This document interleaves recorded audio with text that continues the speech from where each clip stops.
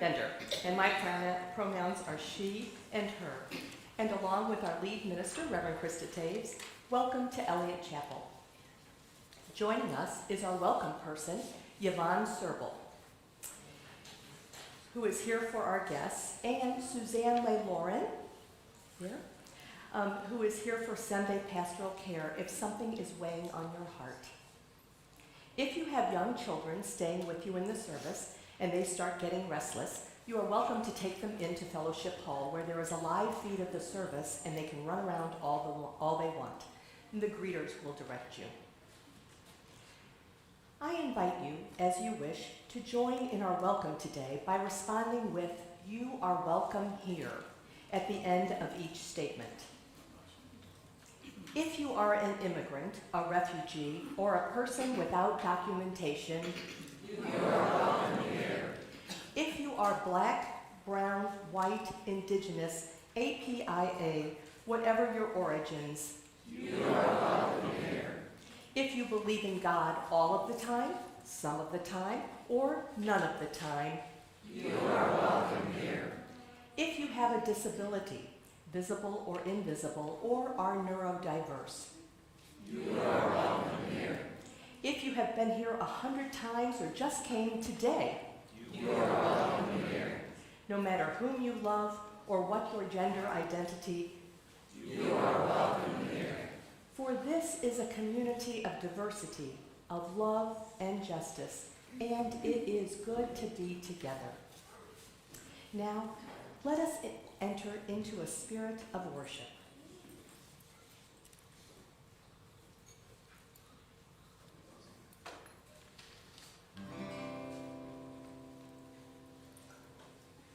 I am open, and I am willing to be hopeless, would seem so strange. It dishonors those who go before us, so lift me up to the light of change. There is hurting in my family, there is sorrow in my town, there is panic in the nation, there is wailing the whole world round, and I am open, and I am willing to be hopeless. It seems so strange, it dishonors those who go before us, so lift me up to the light of change. May the children see more clearly, may the elders be more wise, may the winds of change caress us, even though it burns our eyes. And I am open, and I am willing to be hopeless. It seems so strange, it dishonors those who go before us, so lift me up to the light of change. Give me a mighty hope to hold my confusion. Give me a desert to hold my fear. Give me a sunset to hold my wonder. Give me an ocean to hold my tears. 'Cause I am open,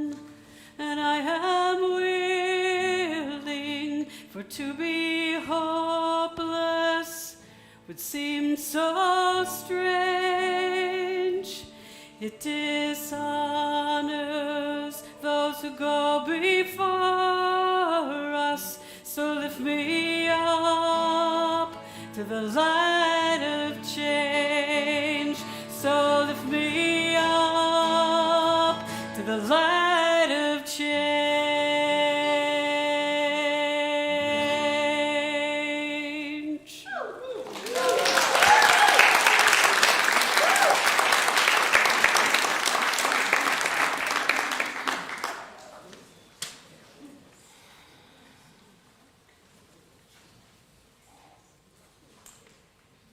The flaming chalice is the symbol of Unitarian Universalism. We light a chalice to signify that we are entering sacred space. This morning, our chalice lighting words are by Erica Hewitt. To be a Unitarian Universalist means we'll never be done with the work of telling the truth about oppression, the work of resisting any laws, policies, or practices that deny anyone their humanity, the work of stubbornly seeking out the spark of the divine in each other, no matter what, the work of creating heaven on earth. To be a Unitarian Universalist also means we're not alone in the work. We are not alone because of our promise to love one another. We are not alone because we are companions on the journey. We grow ourselves into allies, helping one another get free, because none of us is truly free until we are all free. Please rise in body or spirit for our opening hymn, and please remain standing for our congregational covenant. Oops, I'm sorry.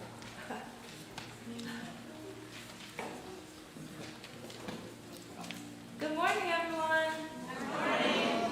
This morning, you'll notice that we have a new hymn, and I'm going to teach it to you.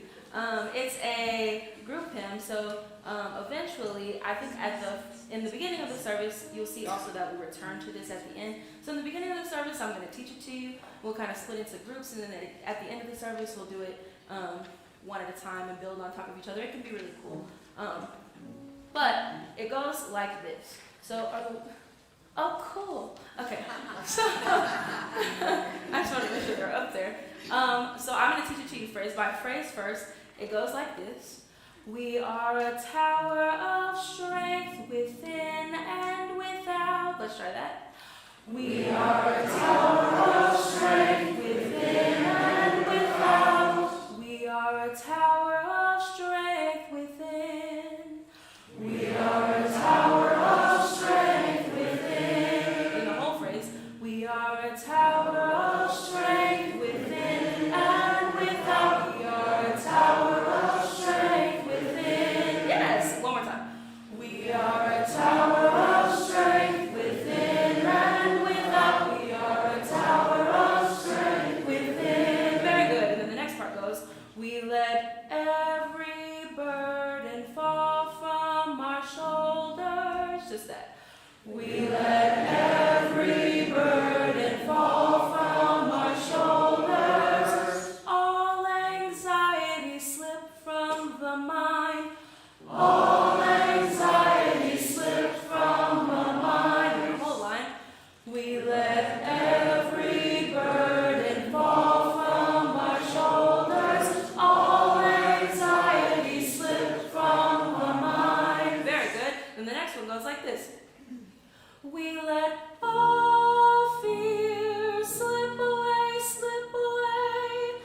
We let all fear slip away, slip away. And then all fear slip away. All fear slip away. The whole thing. We let all fear slip away, slip away. All fear slip away. And this one has a clap at the end.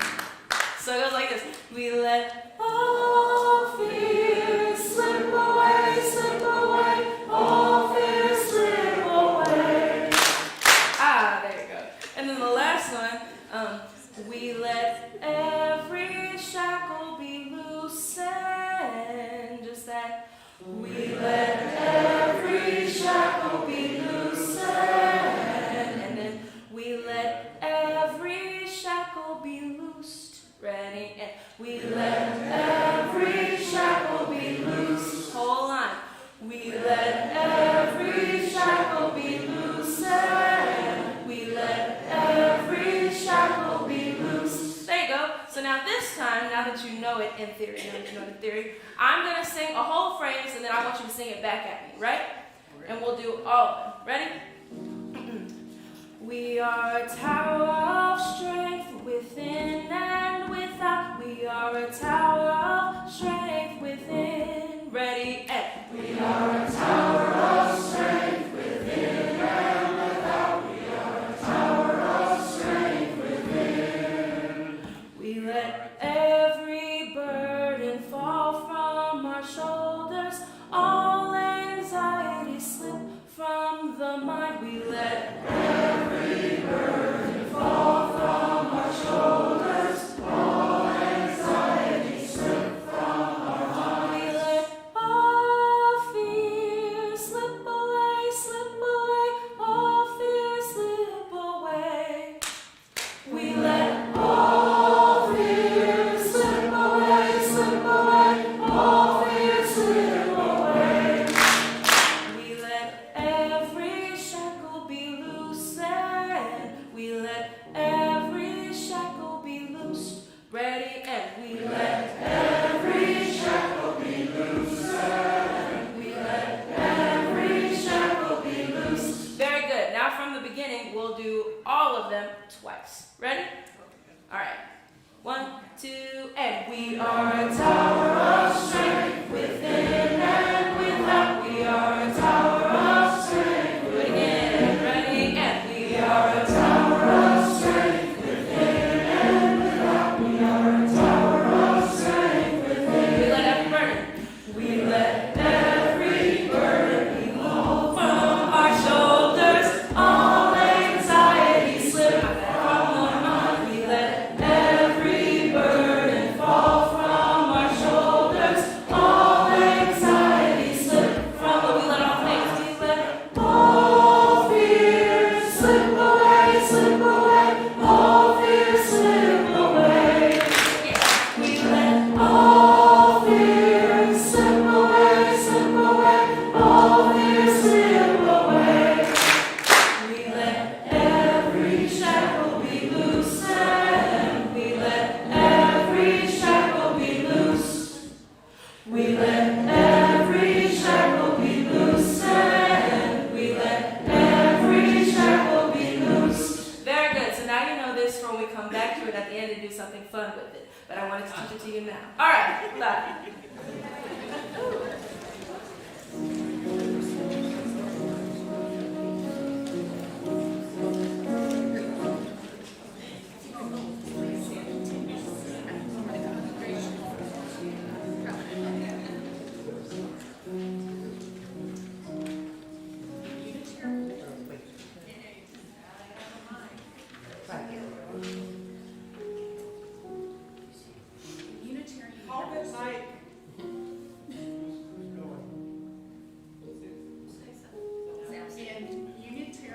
Universalism. Covenants are the sacred promise we make for how we want to be with each other. Please join me in speaking our congregational covenant. As a free congregation, we promise to one another our mutual trust and support. To create a beloved community, we promise to be kinder to each other than we have to be. To listen fully to each other with an open mind and heart. To speak responsibly and respectfully. And to find ways to improve our church for all members and friends. Please be seated.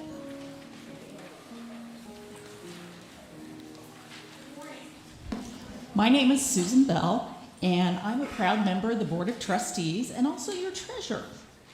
It was a role that I had done previously at another church, and I like to analyze finances, and I like and see that churches are financially responsible, and Eliot is no exception.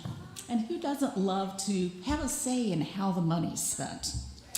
So today I want to speak to you about the Chalice Keepers Appeal. Every year we have a special end-of-year appeal where we ask each other to offer our beloved congregation an end-of-year gift. We started this tradition during the pandemic when it became clear how much we needed each other to survive. Last year, the appeal raised $27,600. We are a generous congregation. Did you know that in September, we asked for $2,500 to help an immigrant family, and we raised over $5,000. And just a few weeks ago, we asked you to support the bread program that supports seniors and disabled in our Transylvania partner church. We raised over $7,000. That's a record. We're really good at raising money for others, but this final appeal is for ourselves, something we do only twice a year, once before the holidays with this appeal, and then in the spring when we pledge for the following year. You may have noticed that our church is fuller after the general election.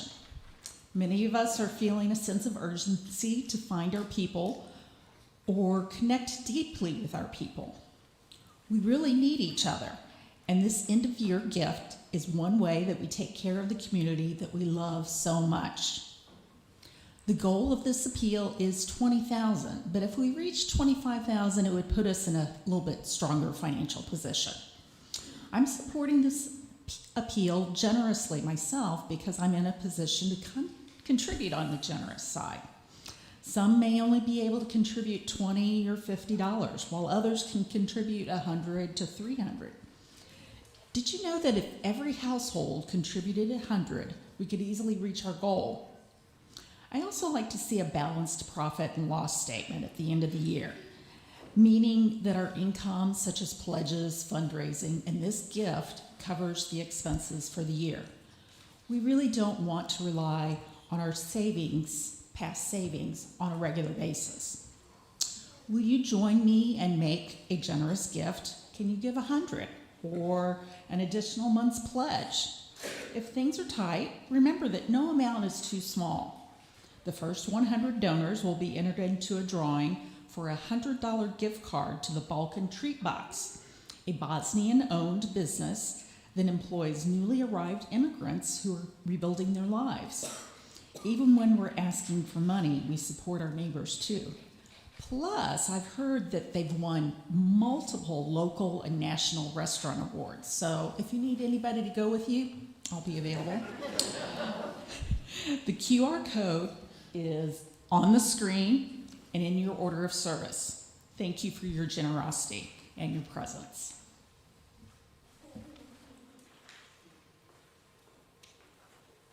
Good morning. Good morning. I would like to invite our young people and anyone who's young at heart to come forward for today's story. Love your boots.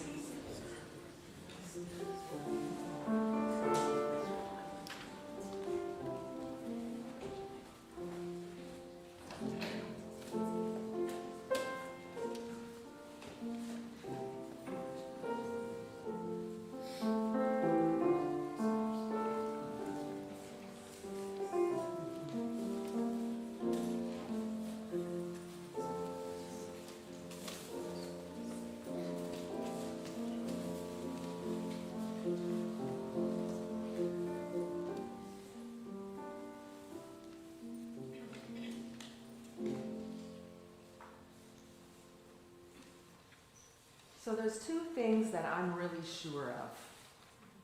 I love this congregation, really, really love it.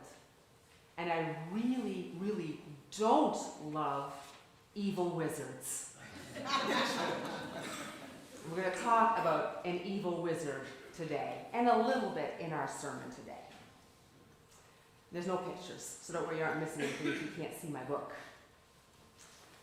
Esmeralda was a pretty normal 9-year-old girl. Yep, that's her right there. Little pigtail sticking straight up in the air because she never stops running. Except that for several years, she had been on adventures all over the world, saving all kinds of people and animals from the clutches of the evil wizard. And the evil wizard was, well, evil. He was completely mean and rotten. Once he stole a whole forest of animals and put them in cages, in a cave underneath the ocean. That's pretty mean. So Esmeralda had to save them. Once the evil wizard stole a spaceship and went to the planet of the Garbles and tried to start a war between the yellow-striped Garbles and the green-striped Garbles, and Esmeralda had to stop him.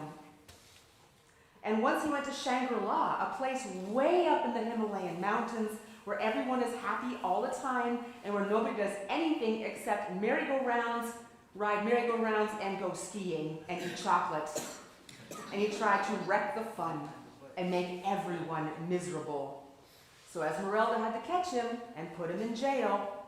She spent a lot of her time chasing the evil wizard around the world, into space, under the oceans, up the mountains, and she caught him every time.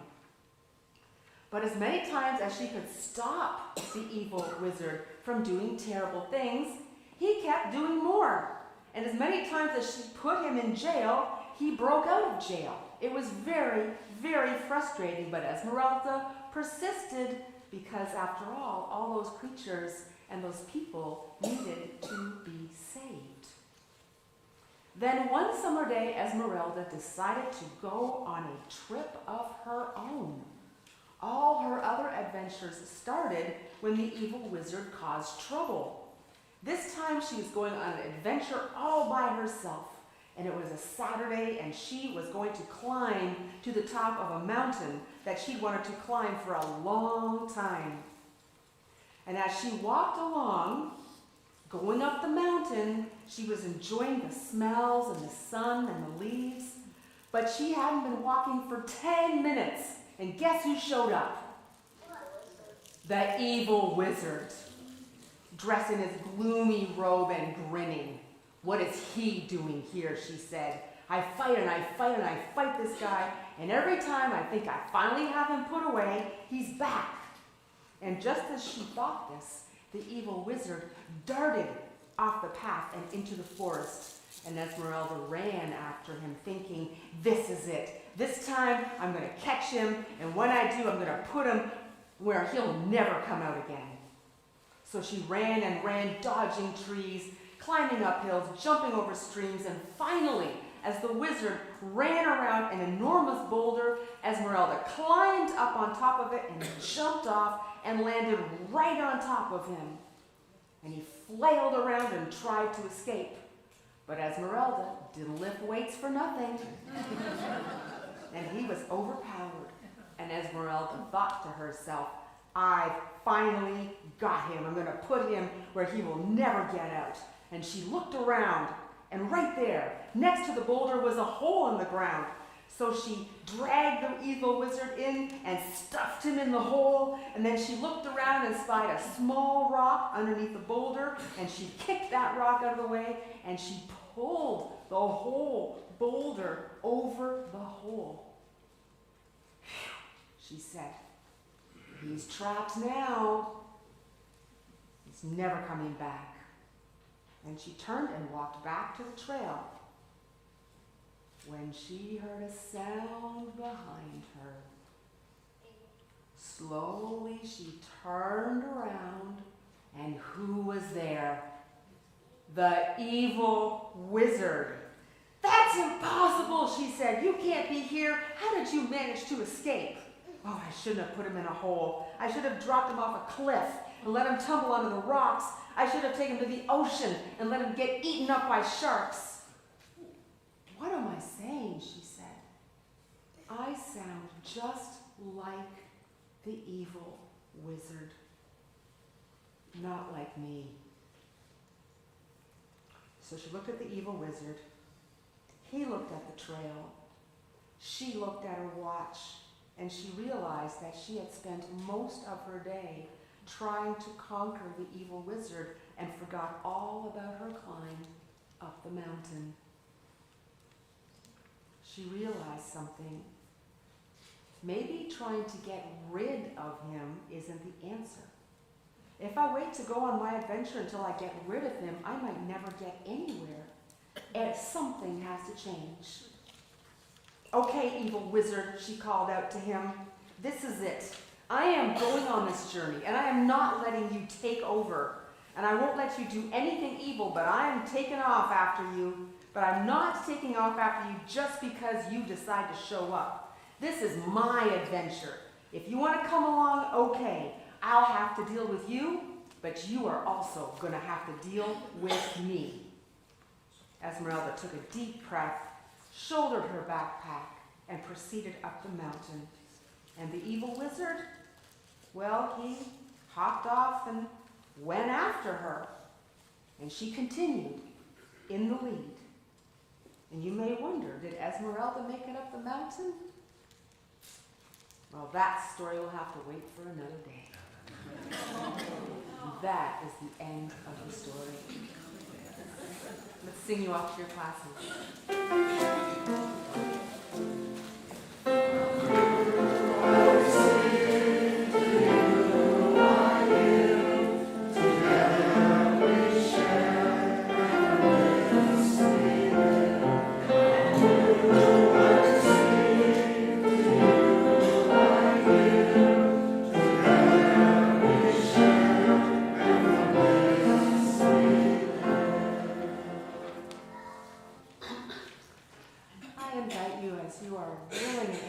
Join me in this prayer called For All That Is Our Life by Liz Weber. I invite you to get comfortable. Sure you're feeling grounded, whatever grounded means for you. And be centered as well as you can be centered in this time. And we will start as always with 3 deep breaths.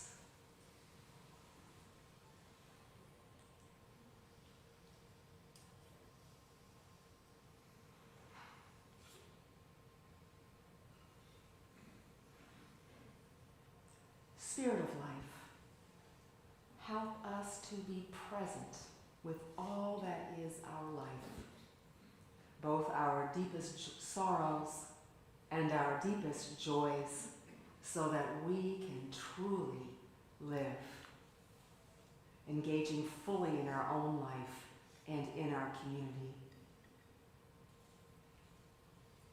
Spirit of community, help us know how linked we are, how each one of our cares touches all. Help us to ask for support when we are in need and offer our support to others when we are able, so that we may rest in the solace of one another's love. Spirit of love, and help us to love our neighbors as we love ourselves, so that we might fully embody love and resist hatred.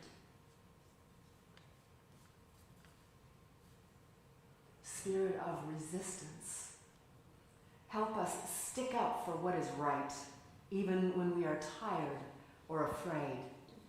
Help us to dream of the world as it would be and act to bring that world about. Help us to find hope in each day. Spirit of hope, help us through this day and each day.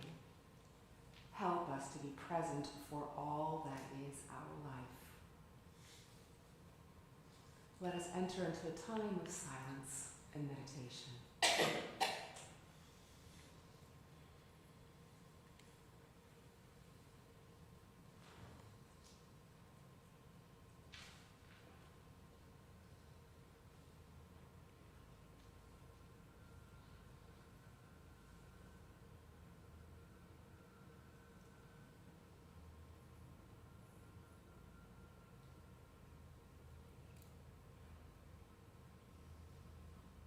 Let us speak the names of those we would hold in our love and care.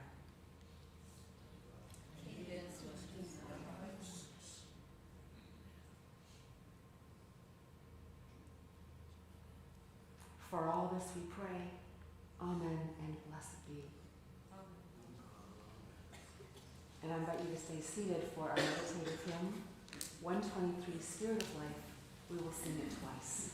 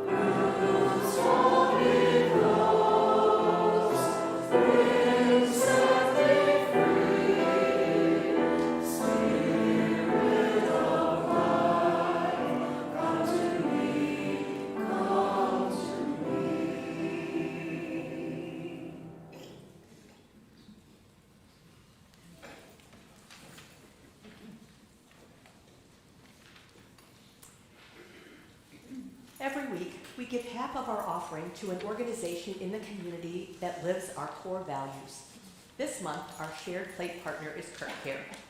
Kirkwood is the food pantry and utility assistance agency serving those living in the Kirkwood School District attendance area. I serve as Eliot's representative on Kirkwood's board. Money collected for Kirkwood allows our clients to choose their own meats, dairy, and produce from Schnucks each month, which augments the non-perishables that the pantry provides. It also allows Kirkwood to directly pay utility companies when our clients are facing a shutoff. You are welcome to donate through the plate or online using the QR code on the screen and in your order of service. Let us be a generous people.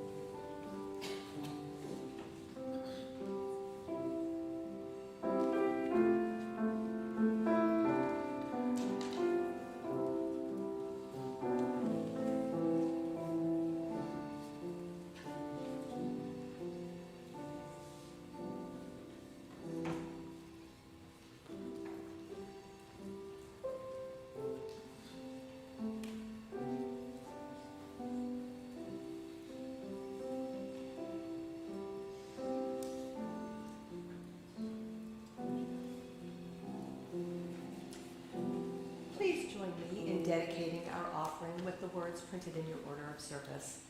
To the work of the church, which is weaving a tapestry of love and action, we dedicate our lives and these our offerings. Tino Villanueva is a poet and painter who was born in San Antonio, Texas, to migrant parents. He has taught at Boston and Wellesley universities. His poetry focuses on the themes of memory, longing, and history. These are his words, you, if no one else. Listen, you who transformed your anguish into healthy awareness, put your voice where your memory is. You who swallowed that afternoon dust, defend everything you understand with words. You, if no one else, will condemn with your tongue the erosion each disappointment brings. You, who saw the images of disgust growing, will understand how time devours the destitute. You, who gave yourself your own commandments, know better than anyone why you turned your back on your town's toughest limits. Don't hush. Don't throw away the most persistent truth as our hard-headed brethren sometimes do.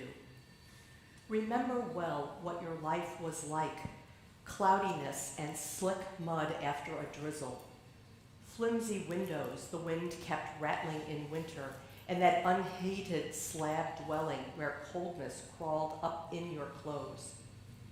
Tell how you were able to come to this point, to unbar history's doors, to see your early years, your people, the others. Name the way rebellion's calm spirit has served you, and how you came to unlearn the lessons of that teacher, your land's omnipotent defiler.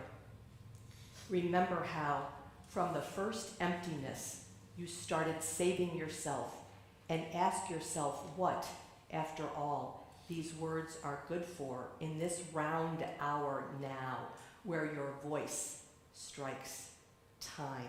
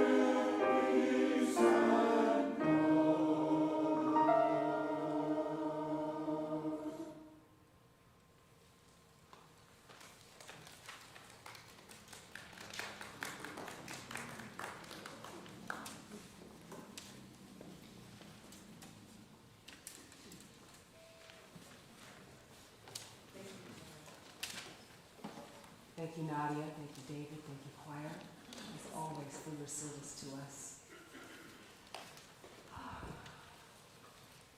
So there's some really, really big things happening right now in the world, aren't there? Yesterday, what happened yesterday? The South Korean parliament voted to impeach President Yoon Suk-yeol for trying to impose martial law and end democracy. Yeah, that's a big deal. They had to vote 2 times to get the job done. The first time they tried, earlier in the week, the ruling party stayed loyal to the president and boycotted the vote. Then the streets then filled with hundreds of thousands, not thousands, hundreds of thousands of protesters who refused to go home. They were putting pressure on the parliament to vote again, try again. And so finally, they bent under the pressure, and yesterday they tried again, and enough members of his party saw the writing on the wall, jumped ship, and the impeachment vote succeeded. And that's how that happened. And then there's Syria. Oh my gosh, Syria. President Bashar al-Assad, who was president for 24 years. He ruled as brutally as his father before him, who was president for 29 years. So we have like almost a 55-year legacy of one family. And on December 8th, his government was overthrown. Finally, overthrown. During his reign, millions of Syrians fled and became exiles and built their lives elsewhere. Thousands more were jailed and tortured. Hardly a family was spared by his cruelty. And when he violently put down the Arab Spring of 2010, remember that time? And how much hope we had? Well, when he put that down, most of us gave up on Syria. Just looked like this isn't going to happen right now. But the resistance did not give up.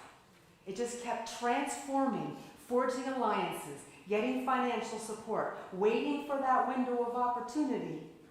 And 14 years later, 14 years of waiting, it finally happened.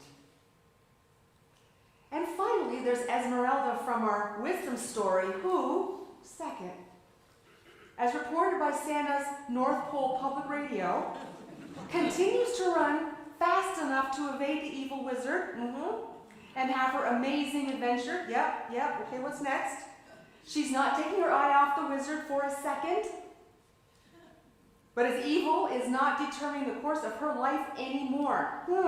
In fact, taking care of herself and having some joy is driving him crazy and making him weaker, because there is nothing the wizard hates more than happy people he can't control. Something to keep in mind. It gives me hope that even as we have so much uncertainty in our country, to use Tino Villanueva's words, somewhere the door is unbarred from history. And democracy has so far prevailed in South Korea, and it has a chance in Syria. And that gives me hope. It gives me a lot of hope. This month, our spiritual theme is presence, our presence to be precise. We began exploring how to be present to injustice with Reverend Edith Love, our guest speaker, on December 1st. And she invited us to ask ourselves how we will stay present for those who are being harmed, even if there is a risk to ourselves. As Unitarian Universalists, our core values call us to be on the side of those who experience the most suffering, to be in solidarity with them. That's what love looks like. So she called on us to bring our presence and show up. Then last week, we made it more personal.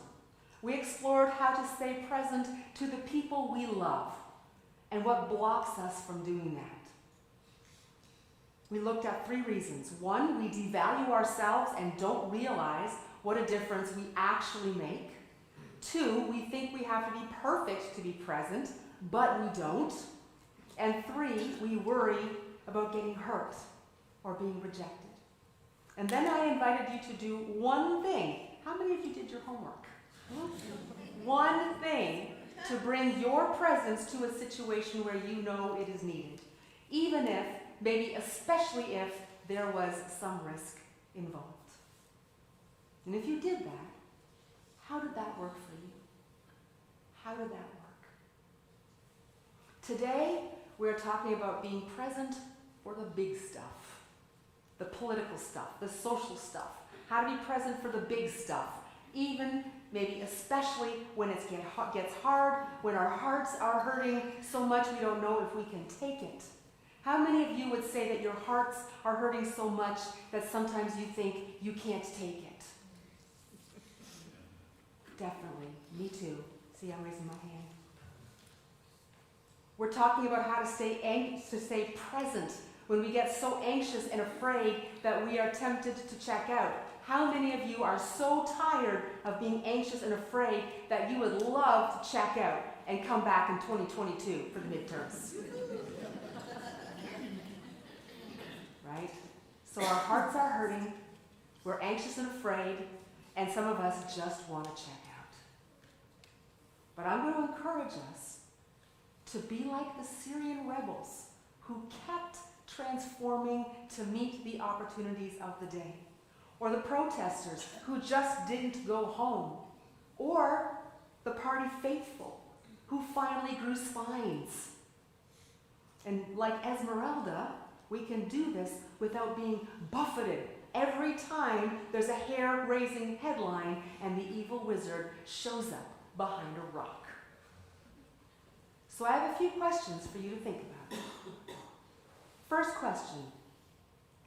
When you get anxious, who or what are you most worried about? Who are you worrying about? Are you worrying about women or immigrants who are being portrayed as an invasion? LGBTQ folks, especially transgender folks, who are the scapegoat of choice right now? Or are you worried about the poor who are being criminalized for their poverty in this state and who depend on the social programs that are being threatened? Are you worried about your kids? Are you worried about people of color or indigenous people? Are you worried about yourself? Are you worried about the earth? Who and what are you most worried about? And take note, because that might be where your presence is being called. Second question, what risk are you willing to take to bring your presence to those you're most worried about? What risk are you willing to take to be present? Ridicule by your neighbors? Judgment by your family? Isolation from friends? Financial risks? Legal risks? What risk are you willing to take for who or what you're most worried about? Sit with that for a bit.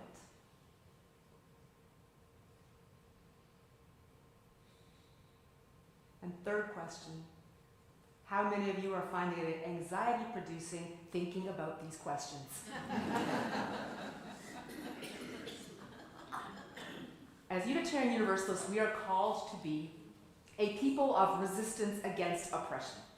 Right? We are called to be a people of resistance against oppression. And what does that mean? You know, we bandy around these big words all the time, right?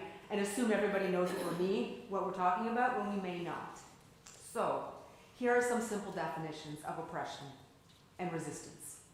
Oppression is a system of social forces and barriers that reduces, constrains, and undermines an entire group. I'm going to say that again so it gets burned in our minds. Oppression is a system of social forces and barriers that reduces, constrains, and undermines an entire group of people. Resistance is anything that weakens or dismantles those social forces and barriers that reduce, constrain, and undermine entire groups of people. Resistance is anything that weakens or dismantles those forces and barriers. So we are called to be a people who resist, who search to weaken and dismantle those social forces and barriers. We're called to resist oppression. There are no ifs, ands, or buts about it. That is what we are called to do. Much as our critics love to characterize Unitarian Universalism as a feel-good, new agey, believe what you want and wear glitter while you're doing it faith, it is not an easy faith. Because we have to always be thinking against the grain.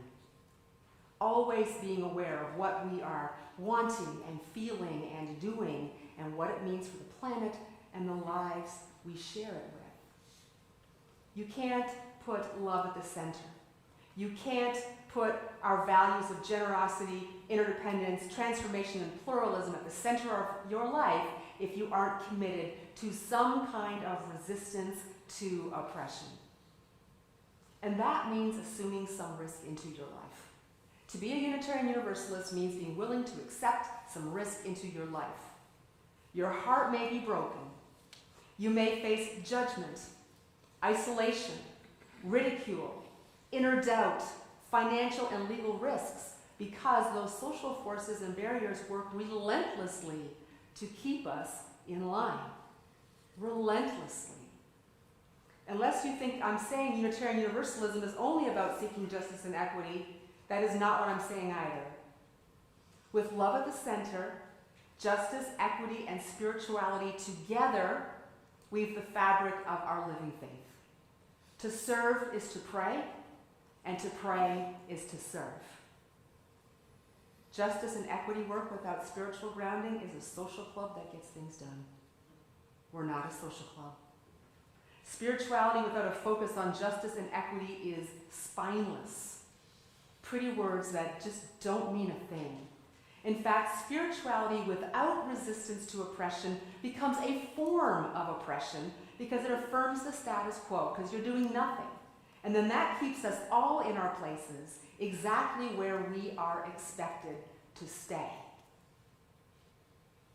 So, we are a faith where spirituality and resistance are melded. And that's how we live our core values. Now, this can be a challenge, and it is a challenge. Unitarian Universalists are predominantly middle class or upper middle class, more financially secure and educated than the average person. Now, I know this isn't true for all of us here.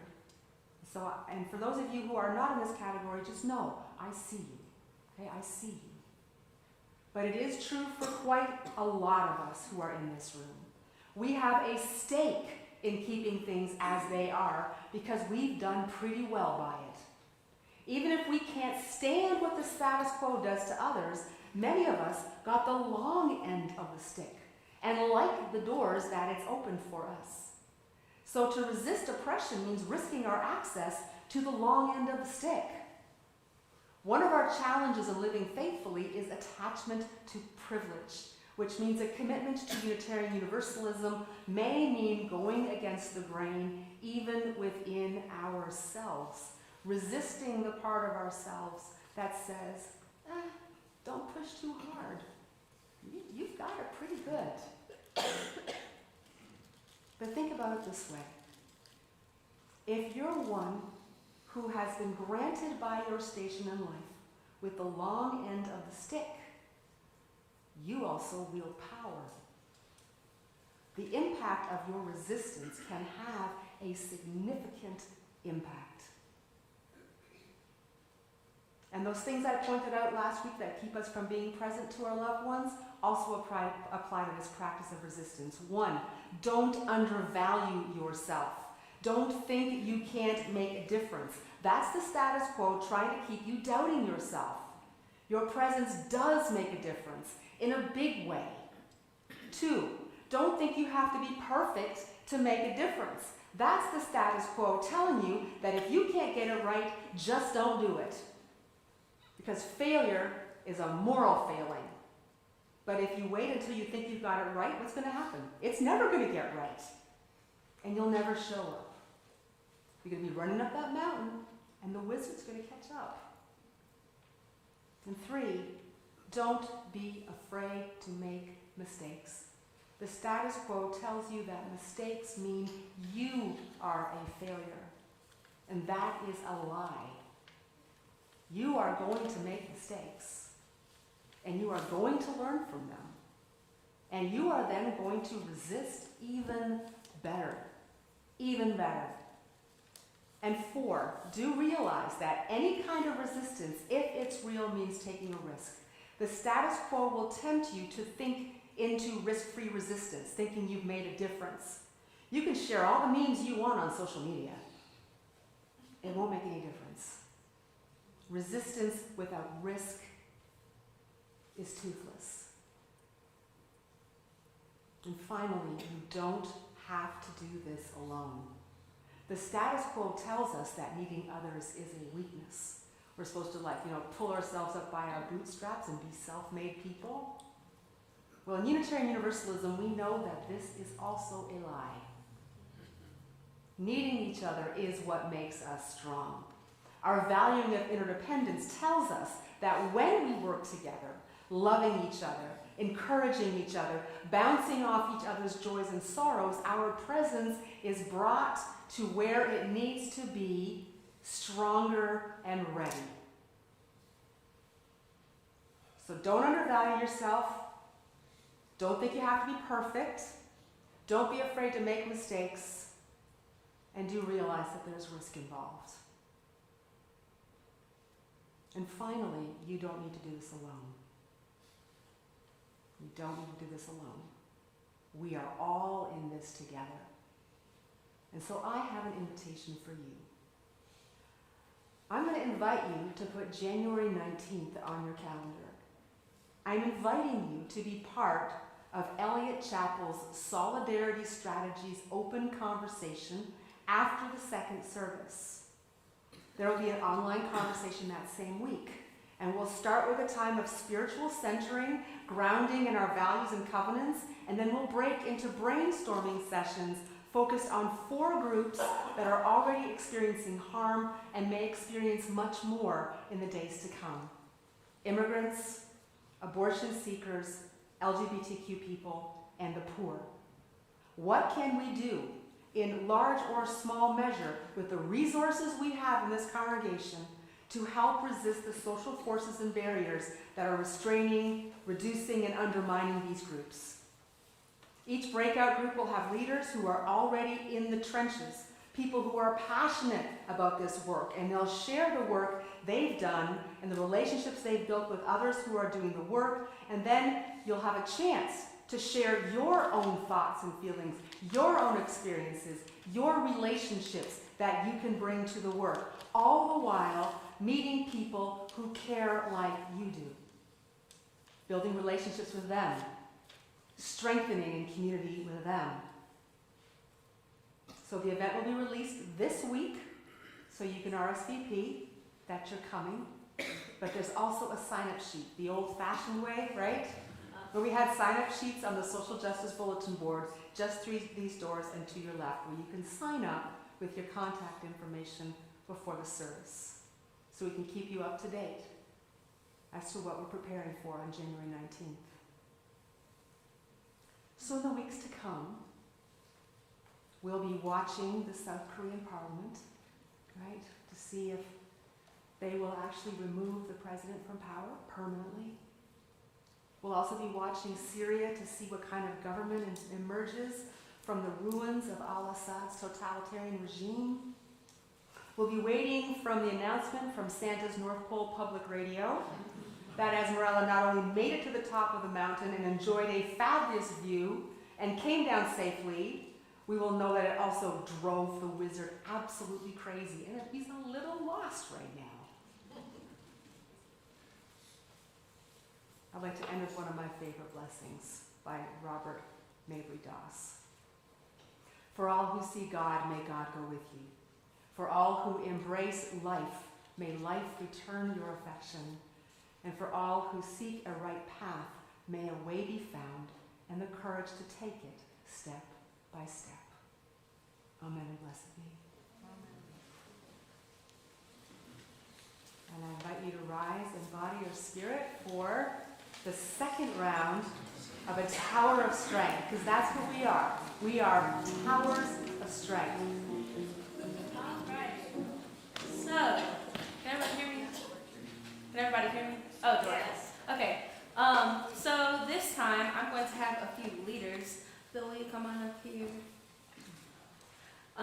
So we're going to get in order again. All right. So this time we're going to kind of let you self-select what group you want to sing with. But the first group, we are a Tower of Strength Within and Without. A Tower of Strength Within is going to sing with Bill. And then the second group, We Let Every Burden Fall is going to sing with Beth. All Fear Slip Away is going to sing with me. And We Let Every Shackle is going to sing with Krista. So basically, to give you an outline, the teacher in me is going to provide an outline. If you're singing We Are a Tower of Strength Within and Without, you'll sing it a total of 10 times. You'll sing it a bunch of times. It'll keep going. And then, if you're singing We Let Every Burden Fall From Our Shoulders, you'll sing it 8 times. You'll sing it with Beth. If you are letting fear slip away with me, you'll sing it 6 times. And if you have Every Shackle Loosened, you'll sing it with Krista 4 times. So every group will sing it that amount of times. The last time, after every group has done it a few times, we'll sing it once as a big group, if that makes sense. That's counted in your numbers that I just gave in the outline. Okay, does that make sense? Yes. I fear that didn't make sense, but we're going to try it anyway. We are a tower of strength. Ready? One, and we are a tower of strength within and without. We are a tower of strength within and without. We are a tower of strength within and without. Now we're adding, we let every burden. We let every burden fall from our shoulders. All anxiety slip from the mind. We let every burden fall from our shoulders. All anxiety slip from our mind. We let all fears slip away, all fears slip away. We let all fears slip away, all fears slip away. We let all fears slip away, all fears slip away. We let all fears slip away, all fears slip away.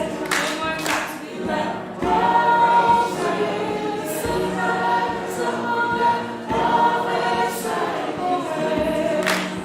We let all fears slip away, all fears slip away.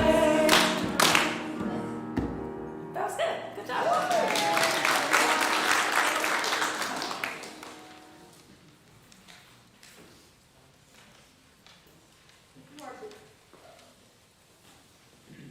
If you are visiting today, thank you.